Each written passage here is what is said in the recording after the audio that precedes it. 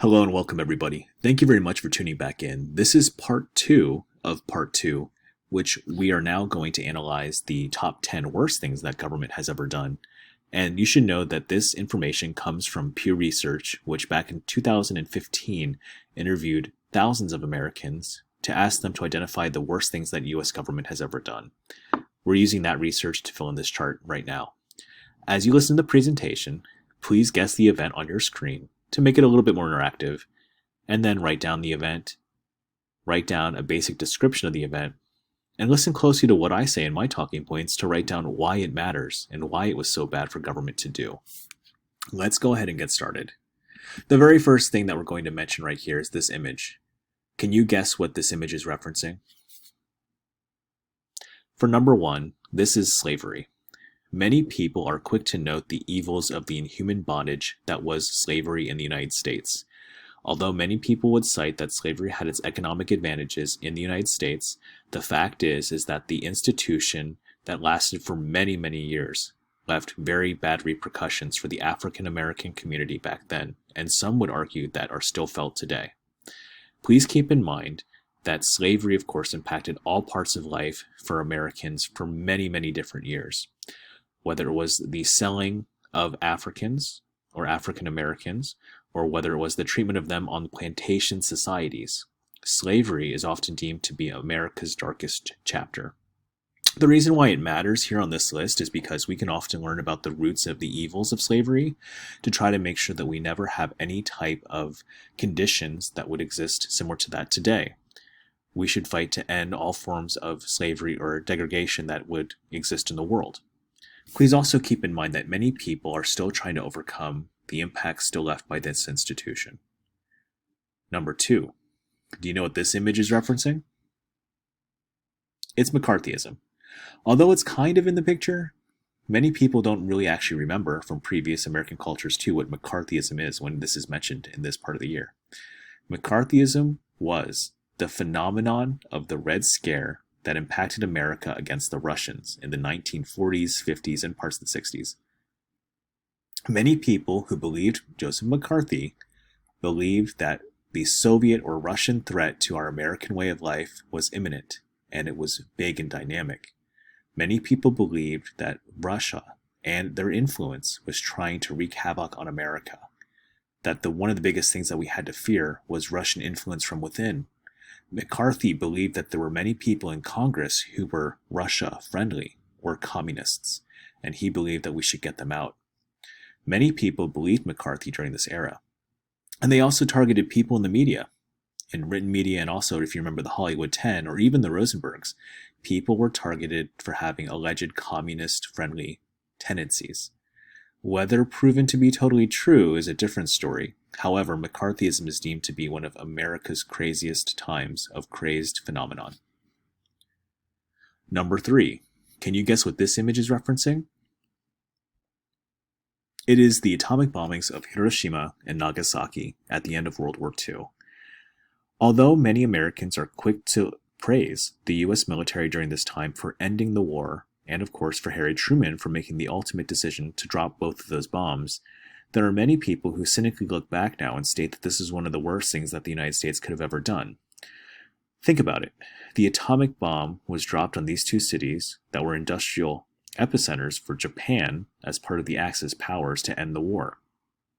The reason why it matters and the reason why it's deemed to be a bad thing is because these two actions single-handedly took the lives of innocent Japanese that obviously in many instances are not living today.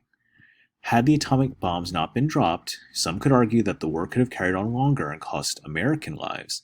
However, many people are quick to point the blame at the United States for starting the Cold War because we were the first to use these two types of atomic weapons.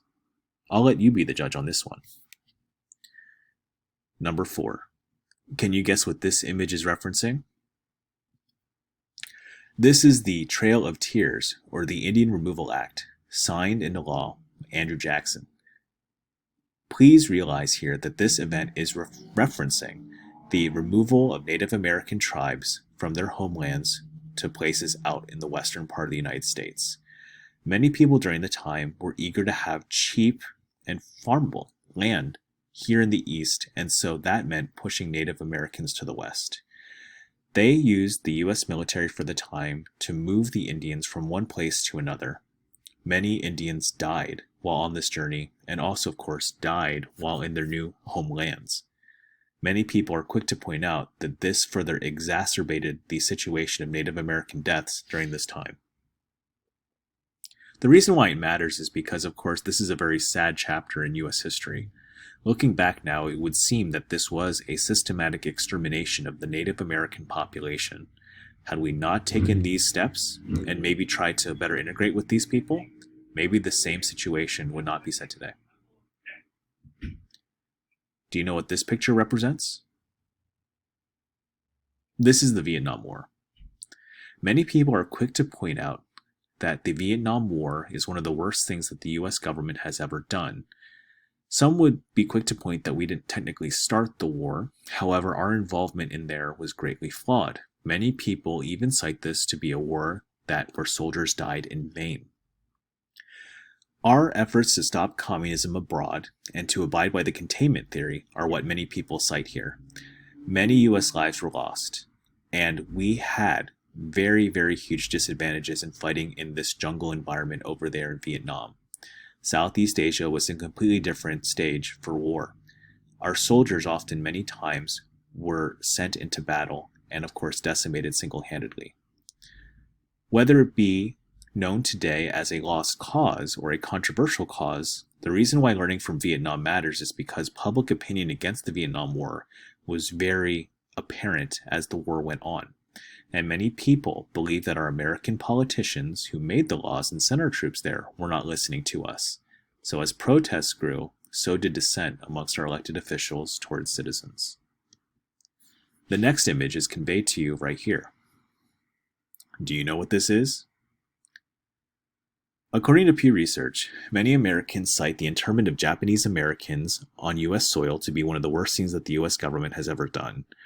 Although Franklin D. Roosevelt is deemed to be one of the more popular presidents, there's no doubt that the internment of Japanese Americans is deemed to be one of the worst things that we could have ever done. Innocent Japanese Americans, especially along the west coast of the United States, were rounded up and placed in certain detention centers throughout different locations in the United States during World War II. As you recall, Japan was one of our enemies during World War II.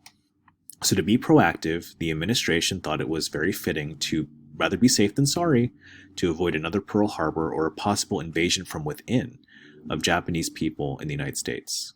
Even though some of these people were citizens, the reason why this matters is because this shows the systematic roundup of a particular group of people based off of race or some type of common characteristic.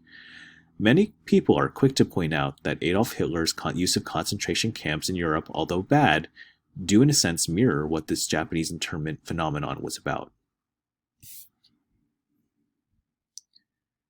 Do you know what this picture represents?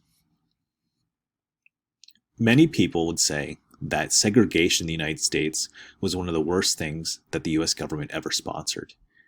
Government officials for many years have sponsored segregation to keep whites and blacks separate in all parts and all walks of life. If you remember a group of people called the Little Rock Nine, which were the first people to be integrated into Arkansas public school systems, many people were drastically opposed to this. There were many different types of segregation that took place. Blacks and whites were not even able to use the same bathrooms or water fountains or any other facilities too, for that matter. And putting whites and blacks in the same public schools was deemed to be very controversial for the time. Violence broke out, race riots broke out, and although sometimes people would listen to the words of Martin Luther King Jr. for the rights of peaceful protest, some people took the law into their own hands on both sides. No matter how you look at it, however, please realize that segregation is one of the worst things that the U.S. government has ever sponsored. Do you know what this image represents?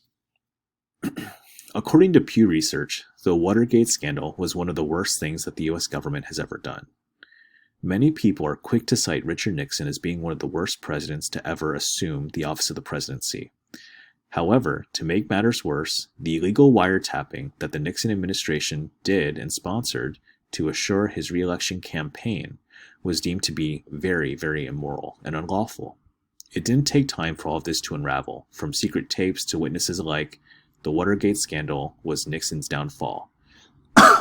This was also the downfall of public opinion towards the US government, as many people would find it hard to trust their institutions of power for many, many years.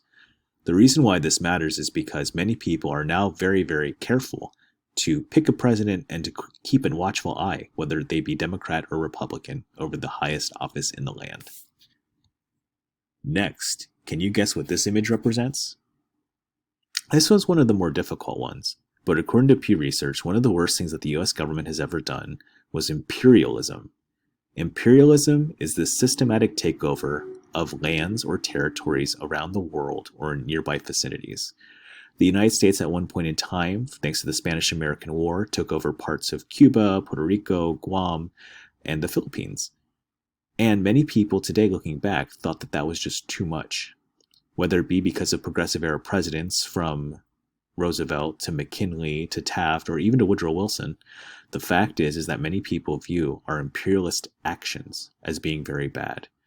The United States military in many of these places went over and took over, and we as a society told the natives in those places how to live, and we institutionalize a lot of our governmental institutions on them. And the last thing here, according to Pew Research, one of the worst things that the US government has ever done was the Great Depression. Now, let me be very clear when I say this. Although the government didn't necessarily cause the Great Depression, their lack of finding adequate solutions to stop a full depression, and of course their lack of adequate ability to give relief when people needed it, was bad.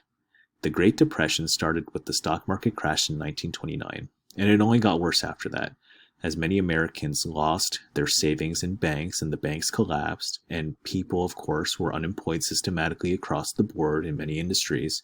As manufacturing stopped and many other industries slowed down, more and more Americans became poorer and out of work.